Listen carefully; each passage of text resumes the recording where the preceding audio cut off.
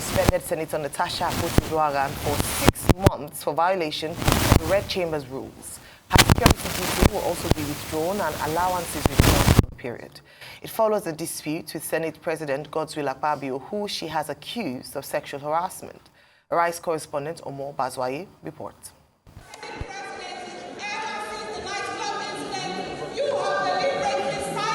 The travails of Senator Natasha Akpoti-Uduaghan started with "These are outbursts" as she refused to relocate to a new seat a fortnight ago. On Thursday, Senate slams a suspension order on her for misconduct. That the Senate do suspend Senator Natasha Akpoti-Uduaghan for 6 months for a total violation of the Senate Standing Rules 2023 as amended, for bringing the presiding officer and the entire Nigerian Senate in general to public opprobrium. Those in support of prayer one say aye. Those against say nay. The ayes have it. The hammer fell on Akpoti-Uduaghan after the Senate Disciplinary panel indicted her and recommended that she should be suspended for 6 months. That the Senate do suspend Senator Natasha Akpoti-Uduaghan with effect from 6 March 2025 from all legislative activities forthwith. The Senate adopted the report of its disciplinary committee that had earlier accused Akpoti-Uduaghan of trying to stop it from carrying out its assignment. The upper chamber went further to bar her from coming anywhere near the National Assembly. Her office is to be locked and her salaries and allowances withheld for the period she's to stay away. For the period of her suspension, she be barred from representing herself to the public, locally and internationally, as the Senator of the Federal Republic of Nigeria. Akpoti-Uduaghan sat on a seat, occasionally smiling as Senate decides her fate.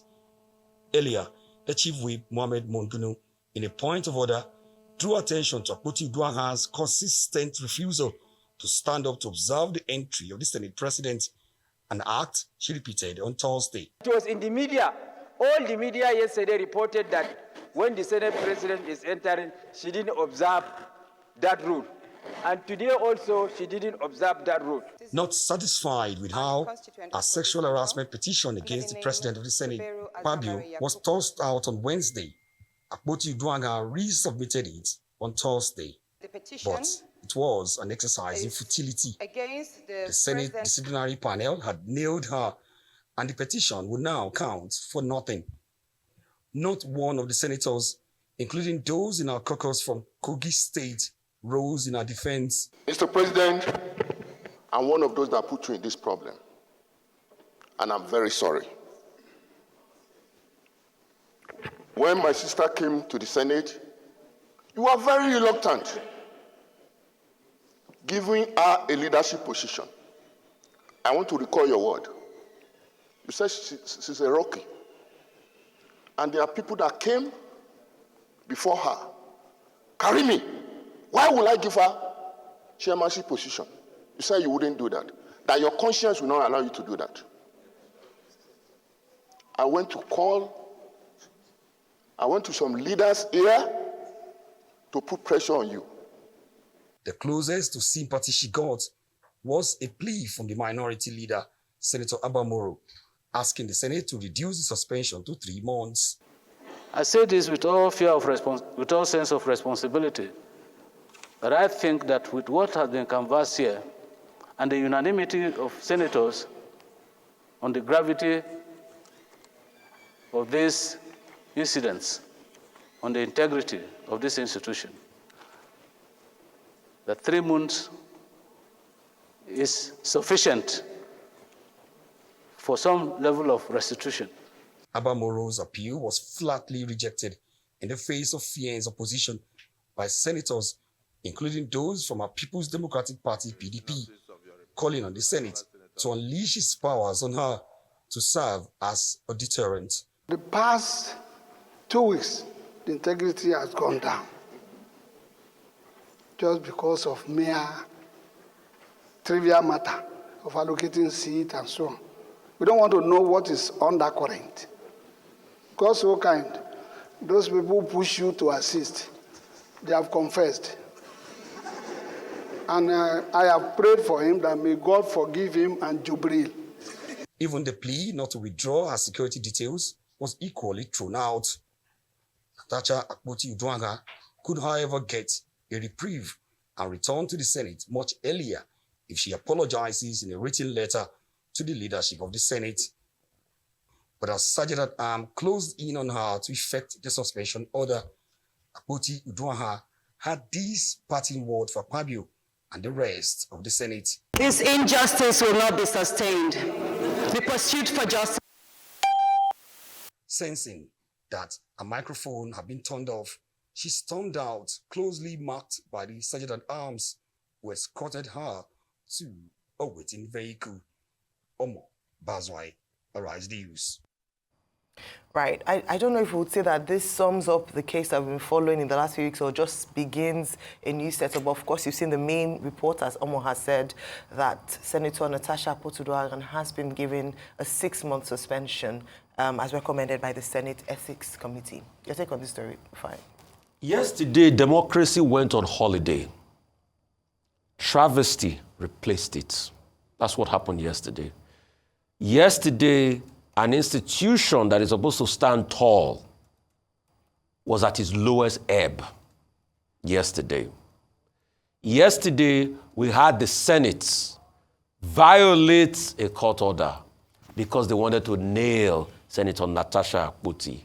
Yesterday, we saw a Senate Ethics Committee that didn't hear from the side of the dramatis personae in all of this drama, but went ahead to make its conclusion based on other people they spoke to without the dramatis personae being there. And they reached a verdict of suspension. Yesterday, we saw a Senate that tried to sidestep a very important issue as regards the sexual harassment case raised against the Senate President, Senator Godswill Akpabio. Yesterday, we saw high-handedness, political brigandage. Yesterday, I wept for my democracy, the same democracy patriots like MK Abiola fought for and laid their lives for. But I hope at some point, Nigerians will rise up and will weep no more. Anyway, there's a background to all of this. All we are saying, let investigations be held as regards the sexual harassment case. We saw the ethics committee that made its deposition, but what the ethics committee failed to realize from the video we all watched, that there was actually an altercation. It wasn't just only Natasha, Senator Natasha Akpoti, speaking to the Senate President. He spoke back. He even threatened suspension while the altercation was going on. So it wasn't mute every step of the way. But obviously, if you want to call somebody a bad name and bury him, you look for ways to do that quickly. Anyway, what's the historical antecedents? The people that have been suspended by the Senate that went to court, the court overturned those suspensions, and the Senate did not pursue those cases any longer. Ombakige comes to mind. Ndume comes to mind. The Senate, too, will have to tell us why, despite a court injunction saying, let's stop the process, they went ahead to still do a process that they brought forward just to be able to nail Senator Natasha Akpoti. Like she says, this injustice will not be sustained. Definitely the fight is on, but I weep for Nigeria. Okay, I think the more serious issues, in my view, would seem to be that, look, there are substantive issues that we can talk about. Yesterday, we had two persons here, Kingdom Okere and Maxwell Opara, both lawyers. While I was giving a summary of their submissions, I said both of them are dealt largely with the procedural and adjectival issues within the province of law in this particular case. It will appear that the Senate of the Federal Republic, the Committee on Public Petitions, Ethics and Privileges, has taken the technical procedural route to say that if you are a member of an organization, an institution, you are bound by the rules of that organization. There are certain things you are not allowed to do. And no one individual can be greater than the institution, because the sum of the integrity of that institution is the collective commitment of the members to those principles guiding that institution. And it was in that regard, as I said, in many respects, Senator Akpoti-Uduaghan, who seemed to have violated some rules of, power, some laws of power, as defined in 48 Laws of Power by Robert Greene. But that's not the big issue here. The big issue is that I hope the parties involved will learn their lessons. If you look at the declaration by the Senate committee, very high-handed. She's not to be seen anywhere near the Senate premises. In fact, the only thing they didn't do was that they didn't define the radius to say, we must not see you within this radius around the National Assembly. Our aides would not, enjoy any privileges. She herself will have a security persons involved. She will be on suspension for 6 months. 6 months by their calendar. Half of the time they are sleeping. Half of the time they are on recess. That will be like 1 year. So what does that say about our official function as the representative of the people of Kogi Central, who are the ones who are going to suffer at the end of the day because of this emphasis on drama, on theater, on salacious, representations to the Nigerian public. Now, beyond that also, we had members of even that Senate laughing at her. The two persons sitting next to her, as she was packing her things, they put off her microphone, they laughed at her. She said that this injustice will not be sustainable. Okay, that remains to be seen. And this will raise questions about, how the Senate goes about its business. But beyond all those details, all the melodramatic things that people will say in that regard, and about what the law says or about what the procedure has been, will be key issues, fundamental issues that have come up. One, about misogyny. I think there's something we teach students when we teach tragedy and other tragic forms. That was the title of the course in those days. Is that a tragic hero can win in losing. And I think that in the case of Akpoti-Uduaghan senator, if you can describe her as a tragic hero, not a villain, she may have won in certain regards, in foregrounding certain basic issues about misogyny in our system, about women representation in politics, about also sexual harassment, whether it has improved or not, that has been thrown out into the public domain. The plight of women in politics, all of these issues will be debated, even by persons who do not know the truth, who do not have the details, and who do not have, what it takes to even do the analysis. Finally, I think that beyond all of this drama, whatever they decide at the end of the day, whether they take Senator Ojiu's or Kalu's suggestion that there should be empathy and that if she apologizes, she should be forgiven, I think, if she apologizes, that will amount to utter humiliation. But that's up to her, if she apologizes or not. Is to restore confidence in that National Assembly. We cannot afford to have a National Assembly that is dedicated to consideration of frivolities and impurities. The public today, my own assessment, I may be wrong, will seem to be losing confidence in the National Assembly. If they are not saying one man wants to fight at a sex toy shop, it will be that, some people are constituting themselves into comedians, or there is unending melodrama, or it is that some women are, using too much pancake. This is supposed to be a very serious institution. We need to remind ourselves. And the members of that assembly need to restore confidence in that assembly. We want to hear debates, as Mr. Peter Obi has argued, about serious issues of governance that will move this country forward. Not issues about this woman is seductive, this one has 4 wives, I slept in Obajana's cement factory. Is that place a hotel? look, all these things, they are just basic distractions.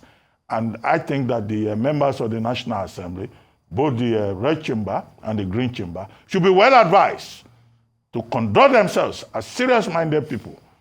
I don't like sitting down here, discussing frivolities, discussing fluffy stuff. All right. Yeah, it's been a very interesting past few days. But now we've seen what seems to be a conclusion, but I believe that it's just the beginning of something new. And I think very appropriately said that the Senate is, as an institution, is under the eyes or the radar of a lot of Nigerians, especially with regards to confidence and trust in the institution to be taken seriously. Yesterday, like I said, would have proven an opportunity for the Senate to at least begin to build the confidence in people that it is an institution that follows due process and respects the rule of law. Unfortunately, in many instances or in many things that happened yesterday, they've eroded further the trust of people in the institution. Number one was the way the procedure was done. We had talked about this at length yesterday, even with our guests, around the implications of having a court order to stop the proceedings, at least in the interim, and how that was ignored. We talked about the fact that Senator Natasha Akpoti-Uduaghan, in respect of that court order, refused to present herself to the committee, and despite that, the process seemed to have been expedited, and the committee found her guilty on all counts. Number three was that she was seated in the chambers yesterday. And we saw yesterday, for those who watched the live proceedings, which was aired yesterday on Arise TV, we saw how each of the different senators, all men, I must say, were recognized in the House, in the chambers, and were allowed to speak. But she wasn't recognized, and she wasn't allowed to defend herself. So even if she didn't go to the Senate committee, appear before the Senate committee, that was an opportunity for Nigerians to see that at least she was giving a voice in the matter. You cannot be judged or brought before a panel and your voice is not heard at all to consider, even if it's just for the optics. Now, talking about optics, something else that a number of people challenged was the fact that the Senate president, who is a principal actor in all of this, was the judge and jury in his own case. He was the one who presided, despite the calls by notable Nigerians that in the way that the president of the 8th Assembly had done to recuse himself, even if it's just for the optics. And this is why, for some people, it seemed like almost a disregard of the voices of the Nigerian people. And haven't we seen that a number of times when processes happen, not just at the National Assembly, but even in the State House of Assembly? Remember, I talked about how in Lagos State, the people were just onlookers and just viewers as the shows played out without the consideration of the constituents that they sit there on the mandate on which they sit in the chambers to represent. So that was quite unfortunate.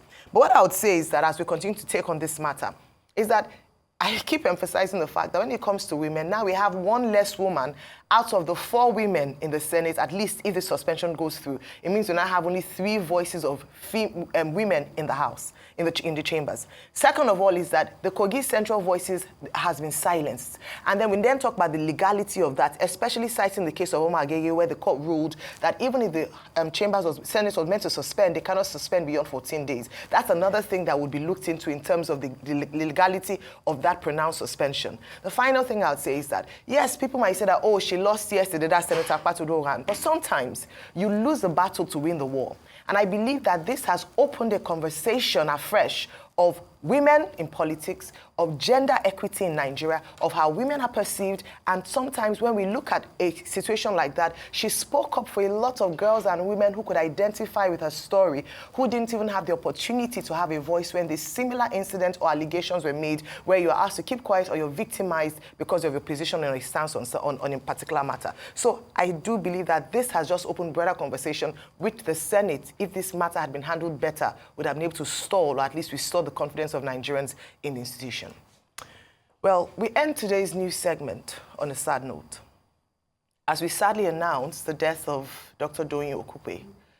Okupe served Special Assistant on Media and Publicity to President Olusegun Obasanjo and Senior Special Assistant on Public Affairs to President Goodluck Jonathan. He was also the former Director General of the Peter Obi 2023 Presidential Campaign Organization. Dr. Doyin Okupe died at the age of 72. So such sad news there, and we pray that he he will rest in peace and that his family are comforted at this time. A number of things could be said about this man who, in his own way, made a mark in the political history of Nigeria. I don't know if you have anything to say, Dr. Bati Rufai? I mean, I'd just like to respect the wishes of his family at this point in time and just wish them well. It's a very tough time for them. What else can I say? I mean, we know what Doyin Okupe stood for. He had his convictions. He believed in the things he believed in. Most importantly, he always believed Nigeria could be a better place than what we have today. And he never shied away, from talking about very key national issues. I come from a very prestigious, long line from the Agbomagbe line, and he's impacted the country, served with the APC, got out to the Labour Party at some point. I mean, served with the PDP, then beg your pardon, then got out to the Labour Party at some point. And now he pretty much supported President Bola Ahmed Tinubu in his last days. But he was always an interviewer's delight.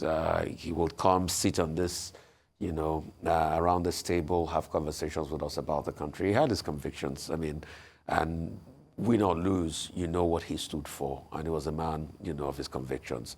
We wish him, we wish the family, God's grace at this time. I have not much to say, but I also want to wait for the family to release an official statement, to that effect, just to also respect their privacy at this point. All right. Thank you. Dr. Bati, would you like to say anything? Okay, my commiserations to the Okupe family, a very distinguished family. The scion of that family established the Agbomagbe Bank that later became the Wema Bank, that is very well known today. So he comes from that line of illustrious persons. He was also a prince of Iperu Remo. When Kabiyesi, the Alakperu of Iperu, died recently, I was even saying that it looks like maybe it's Dr. Okupe that will be picked as a prominent son from the Agbomagbe family to be the next Alakperu of Iperu. But this is, where we are at this moment with the social media reporting that he has died. I was looking frantically for a statement from the family, because in the past, people have been declared that they died when they were still alive. And in the case of Dr. Doyin Okupe, it's very difficult to just wake up in the morning and hear that there are reports on social media that he has passed on. Well, I had the privilege of working with Dr. Doyin Okupe as the presidential spokesman 2011 to 2015. Dr. Okupe was brought in later as a senior special assistant on public affairs. And it was at that time that he acquired the epithet that he was not just an attack dog, but that he was an attack lion. And his main remit was to, attack persons who were criticizing the organization, to not just to attack, to help also to explain policies of the government and to repel the kind of misrepresentations that whoever is president of Nigeria is bound to suffer in the hands of critics, particularly in the age of the social media. And he did a very robust work in that regard. He was very supportive to my office, and we had, these centers of engagement at which, from which at that time we engaged the public. But before then, before he came to work with President Jonathan, he had been special assistant, also on media, with President Olusegun Obasanjo at that time. And that was his first foray into, spokesmanship. But before then, he had been very active in politics. He was in the National Republican Convention, as a strategist.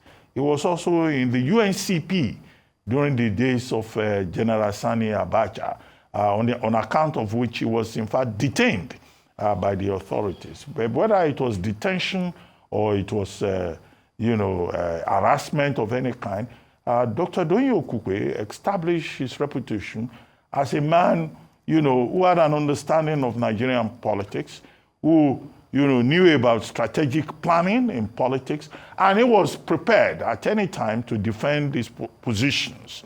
He was not a man that you could just catch off guard, and he had a robust intellect to support that. But before his foray into politics, Dr. Okupe, many may not remember, was a physician.